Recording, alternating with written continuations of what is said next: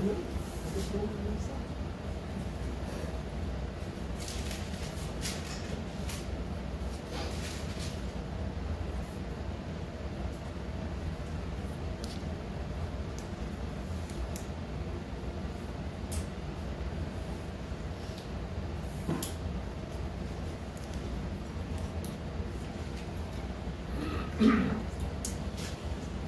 right. I was going to say, I hope everybody enjoyed their weekend, but most of us were together for the weekend. So Christmas Eve and Christmas Day, and Jeff, you had that long work weekend, and I know George Robertson had to work on Sunday, and a few others. Yeah, Sunday was a long day. It was, by the time we got done church and then went to Richmond, Dan and Kate's, and we had lunch there. We were friends for a few hours, and we wound up at Hayden and Jess's at 6 o'clock for dinner. And then by the time we got home, man, I just, pretty well used up. And of course, Monday, Hayden and Jess and I left around noon to get down to Staunton, Virginia around 6:30. We got up. We were planning on leaving there at 6 o'clock, because it's about 2 hours from Staunton, Virginia, over to Greenbank, West Virginia. And I got up, used the bathroom about 3:30, and there was no water. Oh, One of the pipes had burst, and so that row of the motel did not have water. So I went down and let the guy know, and he gave me a key card. He said, "Well, here's another room, the stretch that, if you guys need showers or use." I said, "Yeah, okay, thanks." And so when Hayden turned in the keys, I guess the guy asked me, "Was that your dad?" And he said, "Yeah." He says, he was so understanding. He says, "Man, the last two people come in here." And I said, "Yeah." I said, "It's only 6 o'clock." I said, "His day's only going to get worse." It's just not going to be good for him. It's not his fault that the pipe broke. I mean, come on. I was just letting him know. I really didn't expect. We had some bottled water I was going to use to brush my teeth or whatever. And I said, I'll be good to go. But I'm thinking, I would not want to be in that guy's shoes. What a bad situation. So. But then, we got back about 6:30 last night. It's about 400 miles from Greenbank, West Virginia, to Hayden and Jess's. It was a good day. Made a good time. Not much traffic until we got to the Delaware line coming this way, but there was a whole lot more going the opposite direction. And I thought, well, at least we avoided that. So, well, we're in Genesis chapter 2. Genesis chapter 2, verses 23 through 25, talking about God's design for marriage. In Genesis chapters 1 and 2, we see the perfectly designed creation of God. In Genesis 1, the recurring phrase is, God saw that it was good. And he repeats that often. It was good. It was good. It was good. After the creation of man, it was very good. And then when you move into chapter 2, and particularly in the first part of verse 18, it says, the Lord God said, it changes to the negative. It is not good that man should be alone. And this is when he's going to, in verse 18, say, I will make a helper that is suitable for him or compatible to him. The name Adam in the Hebrew literally translates as earth. Of course, formed from the dust of the ground. Then we talked last time about the creation of Eve, whereas she was literally sculpted as God takes that rib from Adam's side. Some translations use the word helpmeet. You can kind of draw a line between those two words, help and meet, because it is two Hebrew words. And that means a helper that is suitable, or literally the one who completes, one who fills up the empty spaces of man, one who fits, not one who throws a fit, but one who fits. And so, remember, we saw last week that Adam, he's been given this task of naming the animal kingdom. And he's noticing as he names them, as they come in, there is male and female. They are coming probably in pairs of two. And everything that he's seeing is not suitable as a companion for him. So he understands there's something lacking in regards to his relationship as it relates to that of the creation of animals. And then, of course, in chapter 2, verse 22, it says, the Lord God fashioned in a woman the rib which he had taken from the man and brought her to the man. And so in verse 23, the first part of it is Adam's introduction of Eve. And, really in the context, you would think, well, who's he introducing to? Obviously, God knows who she is. And there's nobody else there. Well, the animals were there. And so maybe in a sense, it's like, yeah, you all came to me 2 by 2. Guess what I got? Now I've got somebody who fits me. And so that's kind of the idea of there when he says, this is now bone of my bone and flesh of my flesh. Really, it could be translated now at last, or finally. Here is someone who is compatible with me. Here is someone who is suitable for me. And the last part of verse 23 says, she shall be called woman because she was taken out of man. Now, what we get in the verses that follow this really are principles of marriage relationship. And it really shows about the nature of it being firm and enduring. And so, as we go through this, just number one, the principle of consideration. The principle of consideration. In the first part of verse 24, it says, For this reason, man shall leave his father and his mother. Now, this is an interesting statement because Adam and Eve don't have a set of in-laws. I mean, they're not, that's as far as it goes. They don't. I was just talking to somebody tonight, talking about his parents had been divorced for years, and he says, so, mom's one thing, dad's another. He said, then my wife's parents, and then we go here. And I thought, boy, that just adds a whole other dimension to it. So really the instruction here is with the forethought of the relationship, the principle of consideration. For this reason, a man shall leave his father and his mother. Now let me say a couple things that it is not saying. God is not referring to abandoning a relationship. He's not talking about abandoning our fathers and our mothers. Matter of fact, the Bible has a lot of principle and teaching about the fact of how we are to honor our mother and our father. The reality, however, is that in the marital relationship, really our relationship to our mother and our father change as well. You are creating a relationship with another family, in a sense, in a whole another world. And that's where we interject that concept of in-laws. Probably sometimes it's a little different because, of course, I was raised in the generation where we spoke very respective to people we didn't know or that were older to us. And so now this person that you have been very careful to be so respective around, you're going to call dad or mom, and it's like, that just seems odd to call anybody except dad or mom. Over time, I think that gets easier. But, now we have these in-laws.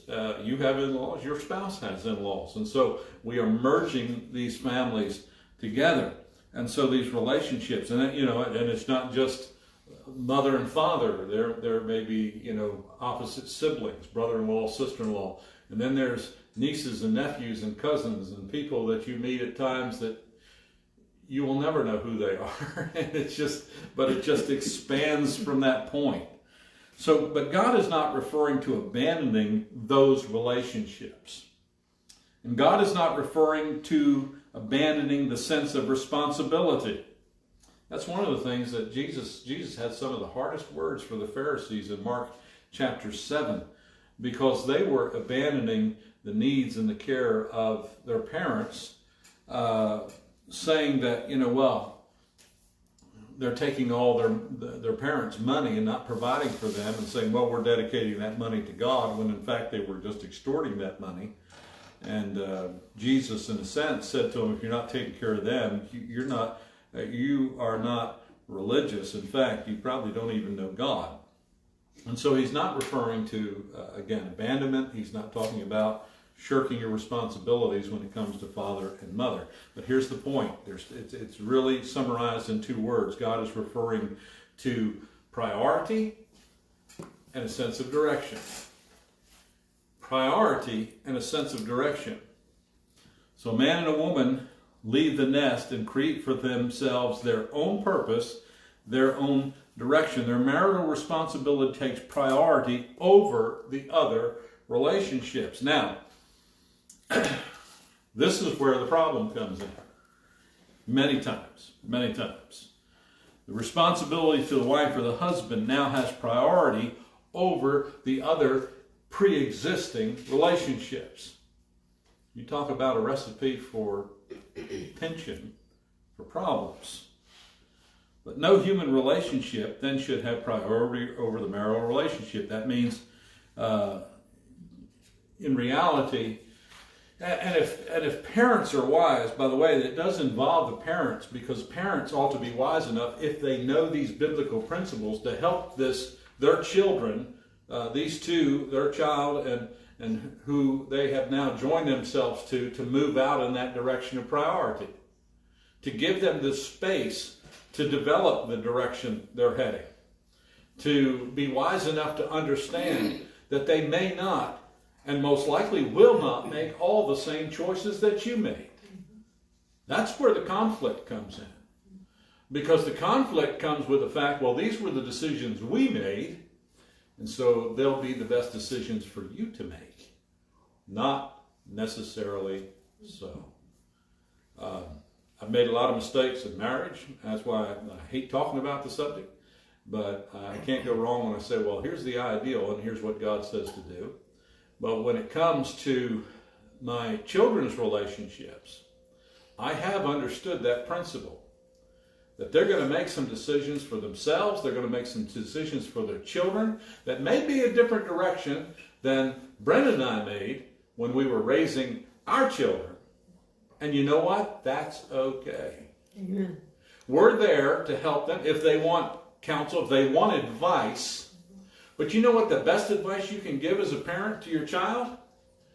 If it's your son, you say, well, what's your wife think about that? Huh, really? If it's your daughter, well, what's your husband think about that? That's not normally how it goes. It usually, well, you know what you need to tell them? No, now you're wrong. You done stepped out of bounds. You see. And that's not, I understand, that's not easy to do. I mean, these were your children. They were in your care, right? But now, having this understand that they need to develop for themselves the direction based upon the priority that they have for one another. And I think there's, for some of us, depending if you had a good, natural, nurturing type family, I'd like to think that the decisions that I'm making, the direction I'm going to go, I'd like to hear my dad say, you know, you're doing well, you're doing good, son. You know, there were some decisions I made where he didn't approve of. We were talking about hating buying this truck. When I decided to sell my truck and go work for, of all things, the non-union side of the company that was owned by the same union side of the company, my father told me in no uncertain terms I had made a deal with the devil. And I said, Dad, I said, you're thinking as somebody who is on the top of the list over here. You know, you work every day. They're starving me to death. And I said, you know what? I can't make a living between two things. And here was the sad fact, because I said we were a union company. I was not only fighting the company I was working for, who's trying to really reduce the union side of it. It was my own union brothers that were cutting my throat. And I said, I know you don't approve, but I believe that this is where I need to move in order to provide what? Priority for my family. Now later, I'll say, my father came to me and he said, I didn't see it. He said, but I see it now. I said, I know you did. And I said, that's why I was patient with it, Dad. And I said, it was hard for me to do that, knowing that at that moment he did not approve. But man, this wasn't just a career thing. I mean, I prayed about it. And I'm thinking, I got to take care of my family. I looked at all the options. I owned the truck at that time. I could have taken it to another company, worked for another company. I could have done any number of things. But the fact that I went to the non-union side of the same company, that made me an enemy of a lot of people. But you know what? It was the right choice. And it was the priority of what I needed to do to provide for my family, you see. And so, my kids sometimes have made choices. I think, you really want to do that? Well, when Hayden started talking about, this idea of being independent, I'm thinking, you really want to do that, man? I'm thinking, no, that's right, I've been there. I did the same thing, And, but I'm thinking, no, I'm going to be supportive. I'm going to be, hey, I hope nothing but success. And I'm kind of glad he's included me in this whole thing, take me along to get everything, because that was part of my life. And so, but you have to understand how to separate yourself from those things. And that can be difficult to do. That can be difficult to do. For dads, for nurturing of our daughter, now some guy's going to come in and take our place. And oh, Mom, you're going to tell everything. Now, understand something. He doesn't like his vegetables mixed, and he likes to eat at a certain time every night. And when you do his laundry, don't use this detergent because it makes him itch. And it's like, just let him go.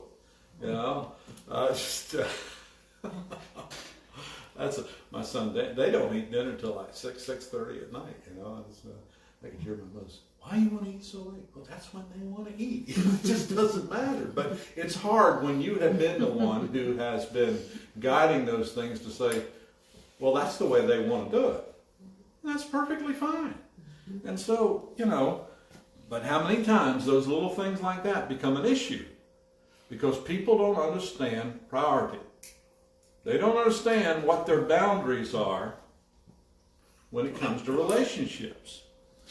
And so we have to be very careful of that. And so it's for the couple, but I think this counsel is for couples, but it's also for the parents as well. Understanding there is a new priority. There's a new priority at hand. I read this one story. It's supposed to be a true story. I don't know if it's true or not. But there was this couple, they got married, and this guy's mother called him 3 times on his wedding night. And I don't know what's worse, that she called him or he didn't turn his phone off. I mean, come on. I wouldn't even tell him where I was.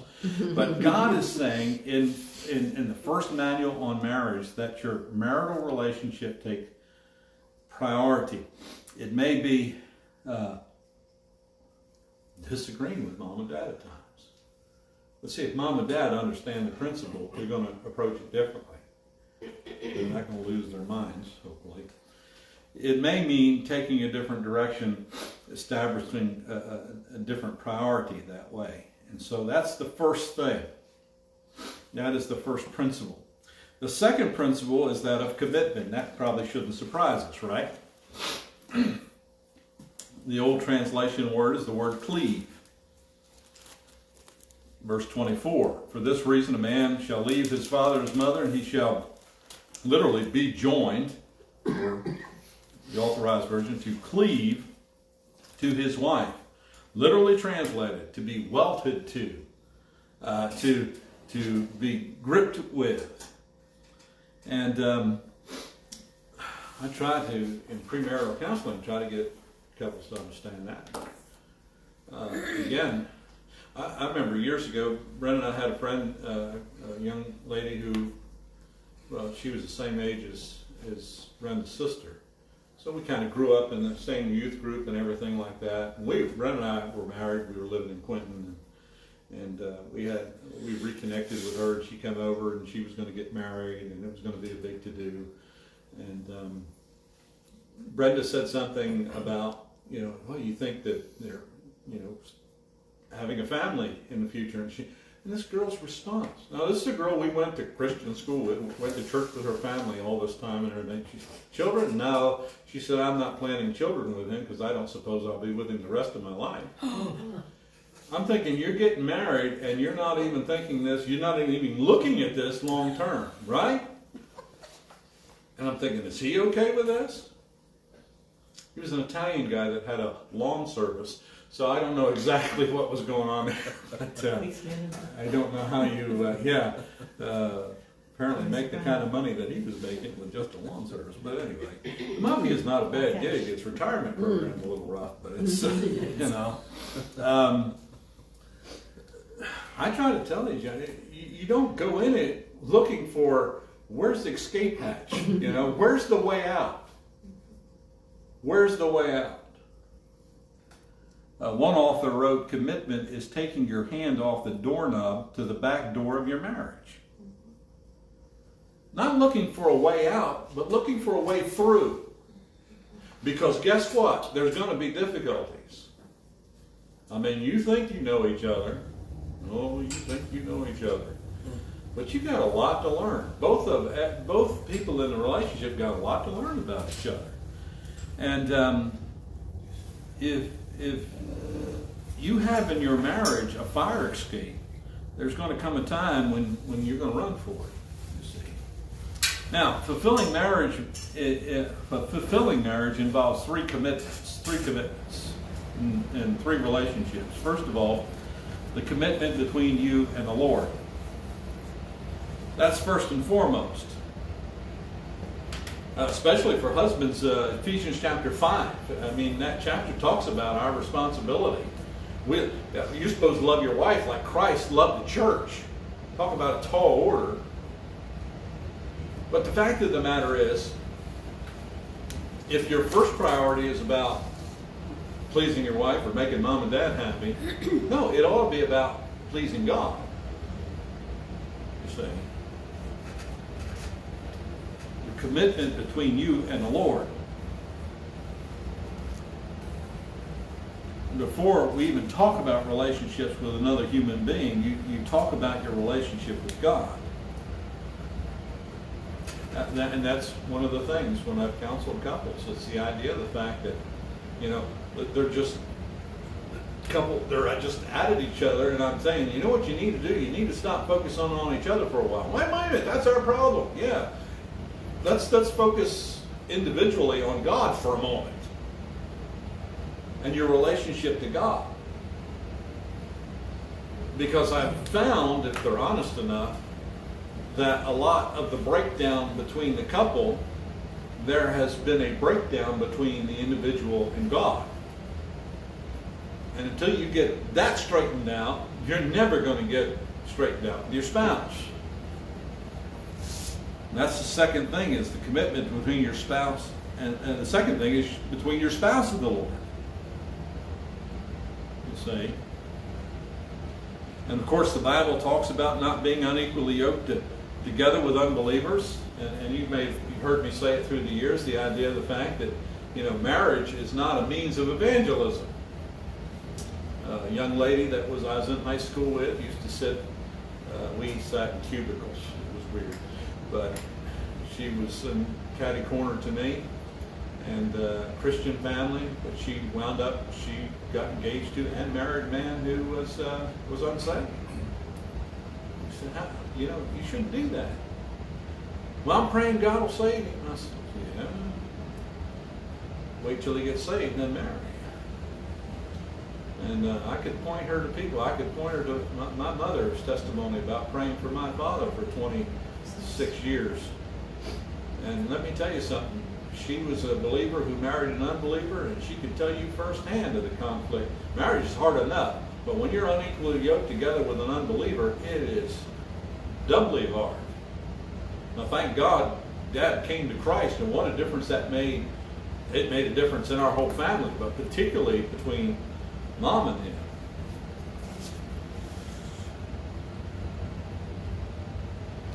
We've included in the appendix of our updated Constitution and bylaws our policies on marriage ceremonies.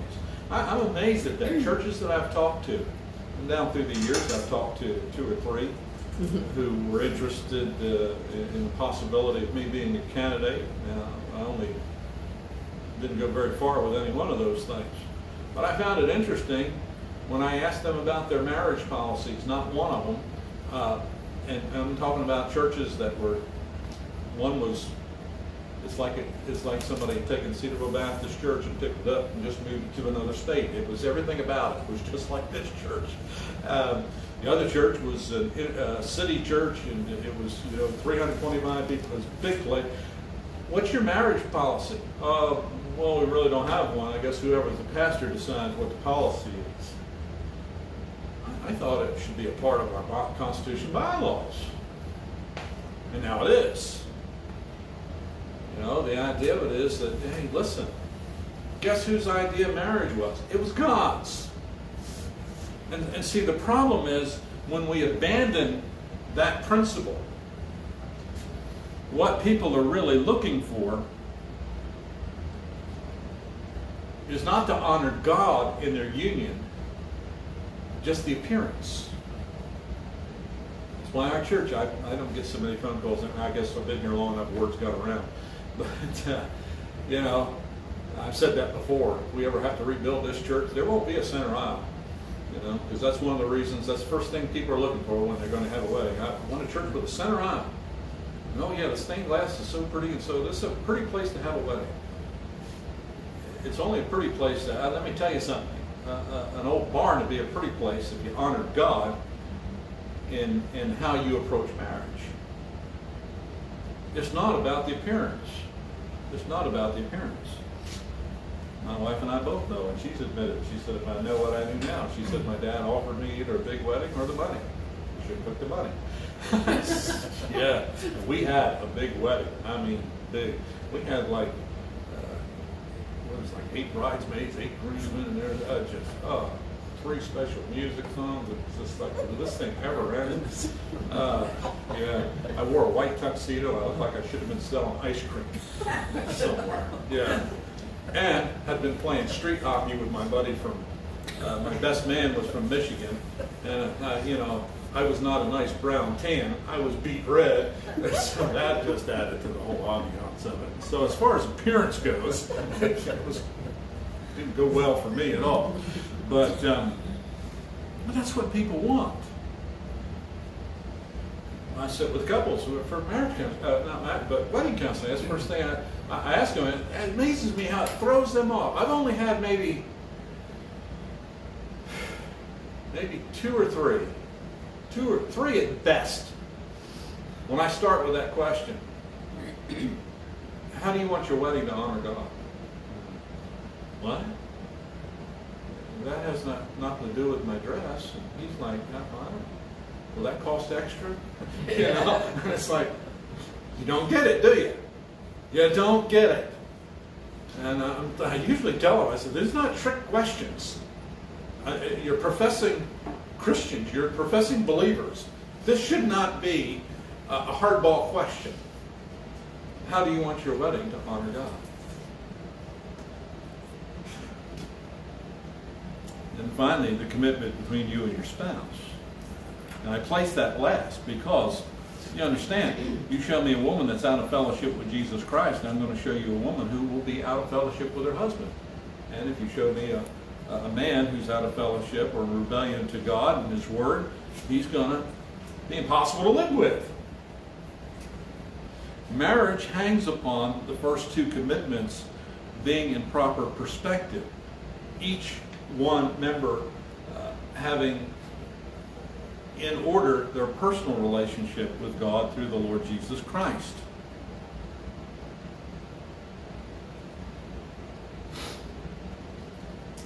And again, you hear couples say, sit down.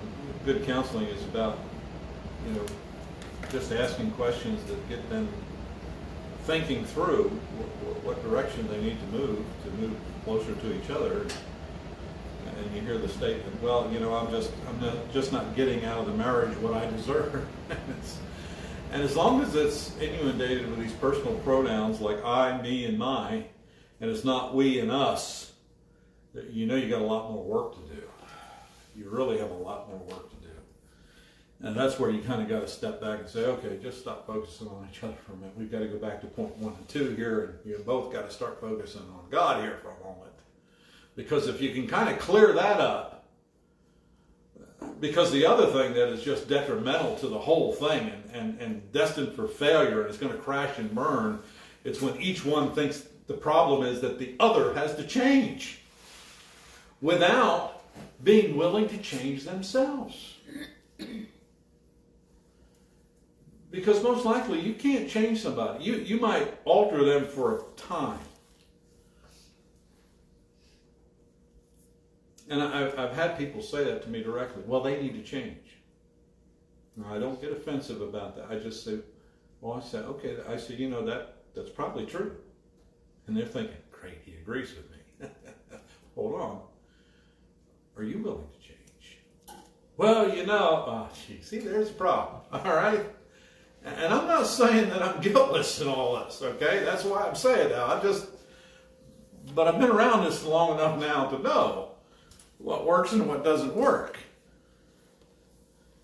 By having a relationship with Jesus Christ and learning to die to self, because that's what that relationship is, we die to self. That's a key to finding a place of endurance in our relationships with our spouse when we die to ourselves. We don't want them to die. We want to die to ourselves. So we live in the proper perspective. And finally, the principle of companionship. The principle of companionship. Verses 24 and 25. For this reason a man shall leave his father and his mother and be joined to his wife, and they shall become one flesh. And the man and his wife were both naked and were not ashamed. Now, this union obviously involves physical intimacy, but it involves more than that, you see.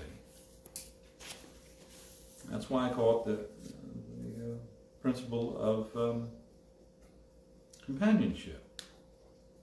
Because it also involves spiritual, emotional, mental unity. It involves two people going in the same direction. The Bible says, how can two be agreed if you're not going in the same direction? You can't. And one man writes that this involves the complete identification of one's personality with the other in community of interests and pursuits. You know, one of the things that brought Brent and I together, I surrendered to, and I didn't know what it would mean, ministry, whether it was missions, whether it was pastoral ministry. I didn't know what it would mean, evangelism. I just knew. It was that, talk about that blank card you give to God, you just sign the bottom of it, you say, okay, you fill in the details. And I had made that commitment. And without even knowing the commitment I made, there was a time in Brenda's life when she made a commitment in that same direction, you see. And so we discover that commonality. And that's a good thing, because sometimes when people feel led into ministry later in life, and I've seen this happen over and over and over again, all of a sudden the man says, you know what, you know, he's been married 15, 20 years, and all of a sudden say, you know what, we're packing up, we're going on the mission field. And the wife says, I'm taking my kids, I'm not, you know, and then again, the parents, you know, you're taking my grandchildren where? You know, and the thing just implodes. And I've seen Christian couples that got divorced over that. I mean, just destroyed. And you say, well, was God really calling him to the mission field? I don't know, because I think at that point, if God called him, then he's going to call his wife, and he's going to call his children. He's going to call his whole family. But his family is his priority. And I don't think God would have those priorities conflict. He would never have those priorities conflict.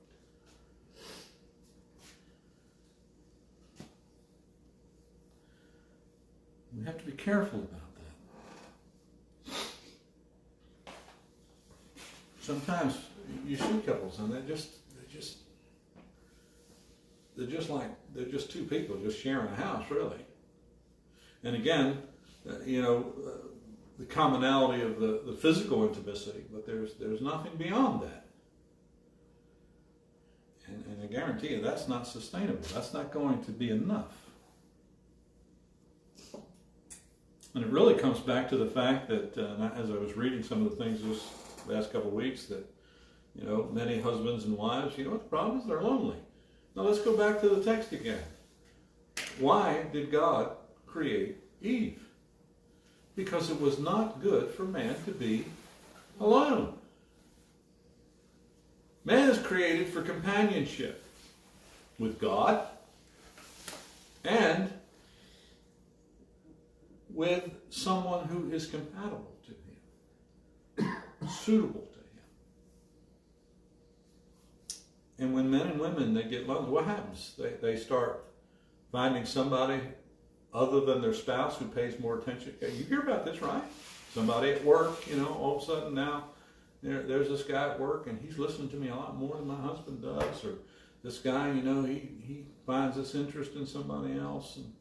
And they're just lonely. It's not right, but creates a problem. And God sought to alleviate the loneliness of man. He didn't create, he said, I'm going to, all right, I'll make you some golfing buddies, right? That's not what he did. Man didn't need, 3 other guys so he could go out and play a round of golf. No. He created a woman who told him he plays golf too much. But no, that's not. But just be a little funny there because it's making me nervous.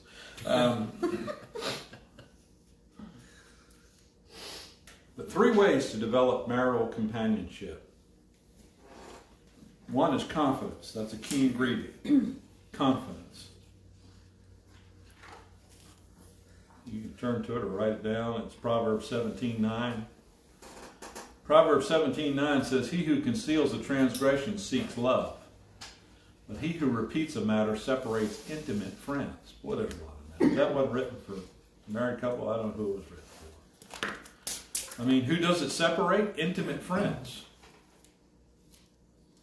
Because who knows more about your weaknesses, your faults, and your shortcomings than your spouse? They absolutely do. I remember the wedding rehearsal from the oldest son. His father-in-law now, or his future father-in-law, Jerry Branch, had a career as a Richmond policeman and finished as a detective for the Richmond Police Department, retired from there. And so when we were rehearsing, and as he walked Katie down the aisle, and Dan's standing there, and who then gives this woman to be married to this man? And then I said, then I'll start reciting the vows. You have the right to remain silent. Anything you say can and will be used against you sometime later in this relationship, when it's most convenient to help me win an argument. And we laughed, and then we thought, yeah, it's probably going to happen. That's, because, but that's the wrong thing to do. Man, that's the wrong thing to do. Guys, if you've ever said, you're just like your mother. Braver man than I am. But, yeah, they're going to see you most vulnerable. What's it say? He who conceals a transgression seeks love. I know what your weakness is, but I'm not going to magnify it, you see. I'm not going to repeat the matter because it separates intimate friends. And, wives, listen. Man, I get very uncomfortable about that, because sometimes you don't even have to know them well, and men just go off on about, what a phrase, my old lady, and I don't know if they use the term ball and chain or not anymore, but, and they go on, and that's, even if some of the things you're saying are true, I don't think you'll be sharing it with this group. Women can do the same things. They get together with other women, they start running their husbands down. It's not good. It's not good. Because Solomon said what? That in order to have companionship or confidence, you've got to cover transgressions and not repeat them. And I think that's critical. That's crucial.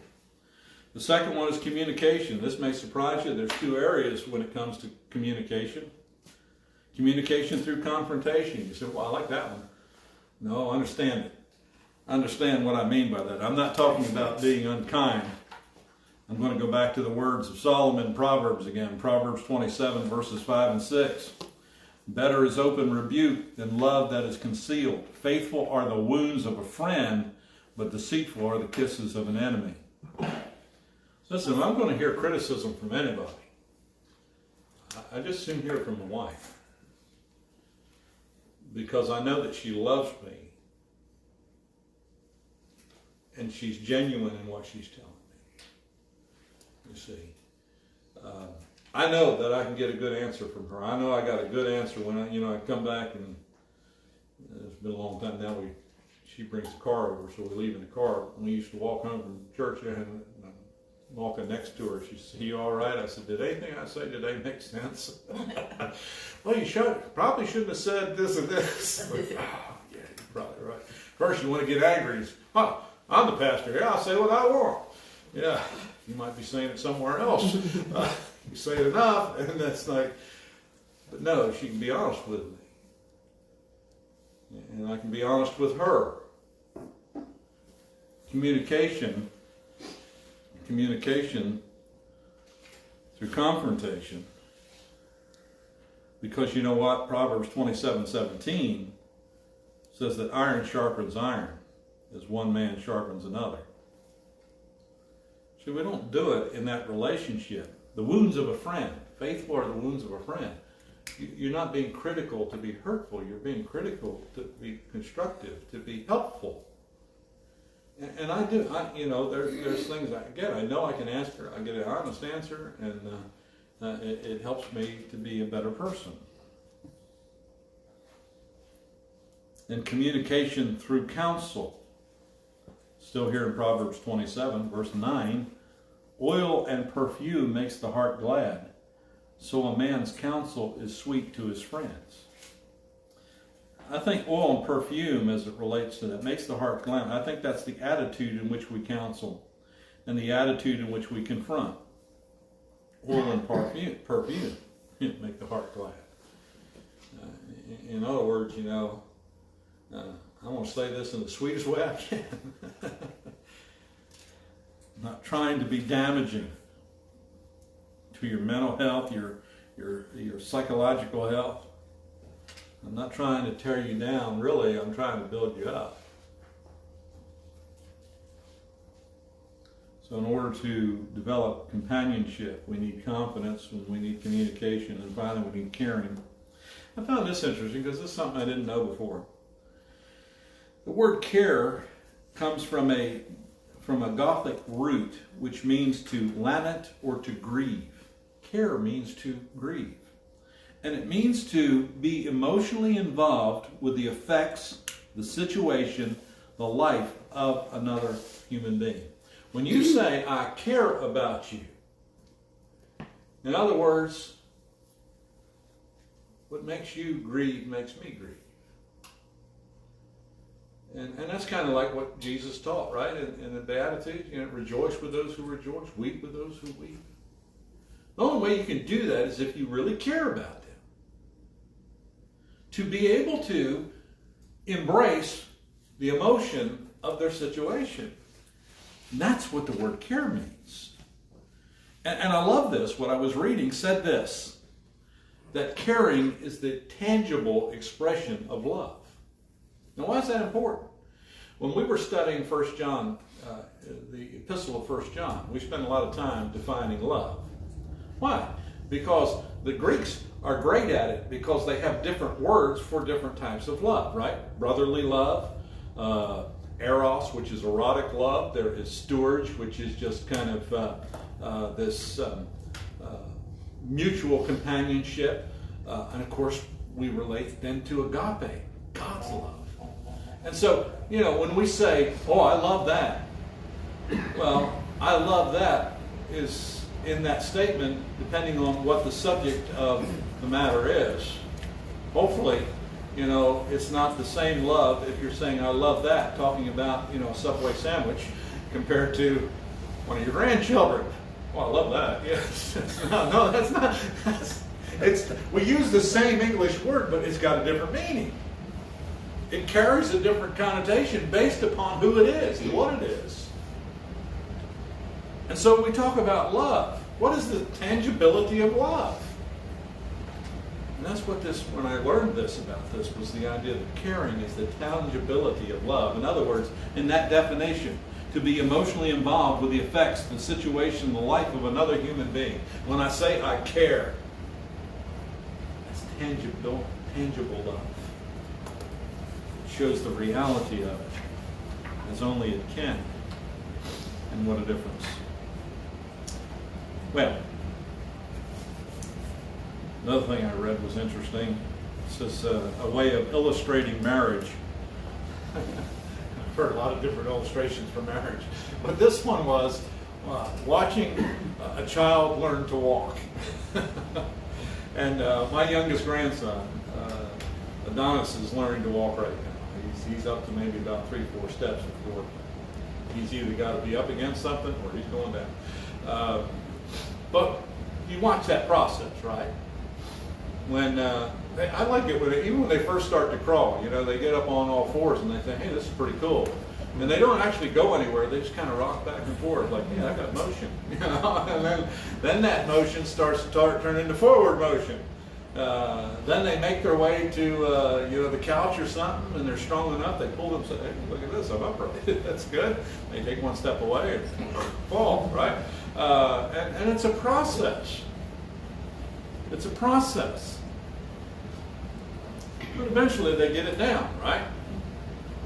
And they're all over the place. When kids were growing up, and they're all 2 years apart. It's hard to believe. Starting next month, all my kids will be in their 30s now. I don't know when that happened, but yeah, January is birthday month, all of them.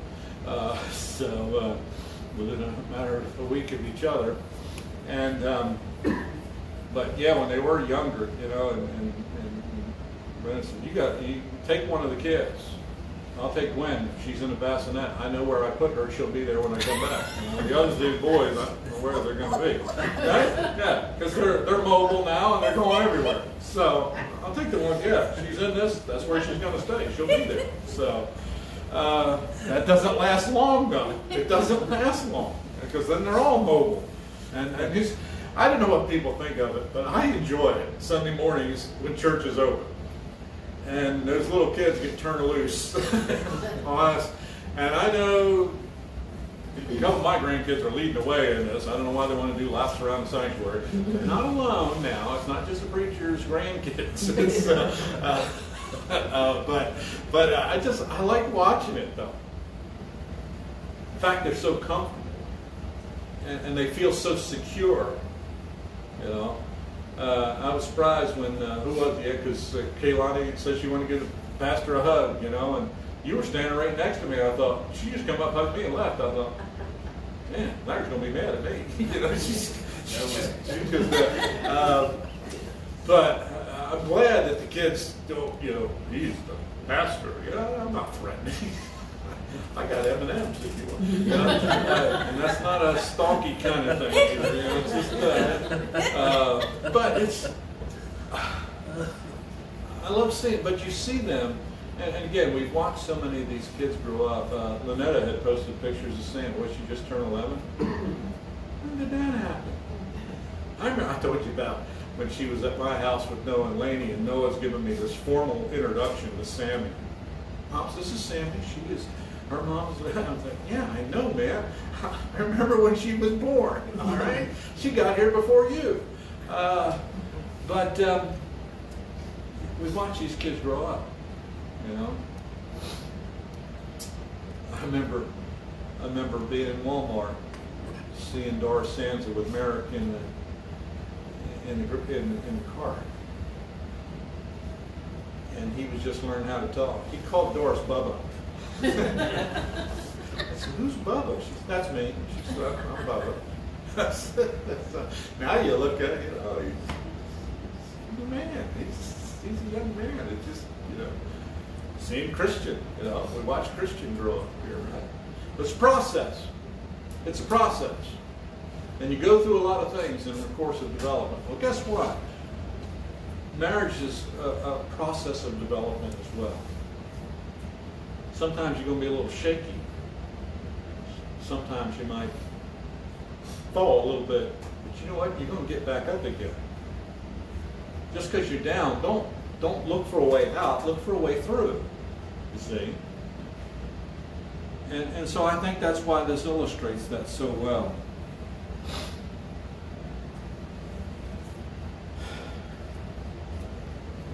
But it's interesting that when God gives us an ideal, unfortunately human nature and sinful nature and the devil knows how to fan that flame, tries to get us to look at it a different way. And that's why we need to stay constant in the Word of God. That's why we've got to continue to cultivate our personal relationship with the Lord, so that in our relationships, our marital relationships, and really in all our relationships, that we make sure that we're doing the right thing. All right, let's pray. Father, thank you for your word, and God, the confidence we have in it. And God, there's so many challenges to our personal relationships. God, life itself is not easy. And we need to go into, particularly, we think of the principles of marriage, to go into it with our eyes wide open, with understanding the realistic nature of human nature. But God, it's still worth it if we'll just come back to right at the beginning, where you have outlined, here is the path forward. Father, I pray that we would embrace that truth. And if we get a little shaky, even if we sometimes don't stand as straight, or even if we might fall, God, is worth getting back up, moving in that direction. As we fortify the priorities that you've created in our lives with our spouses, we thank you for it in Jesus' name. All right, for those joining us, I'm glad to have you tuning in tonight. And again, we'll update our prayer sheet on Friday. You can send those things in. Thanks for connecting.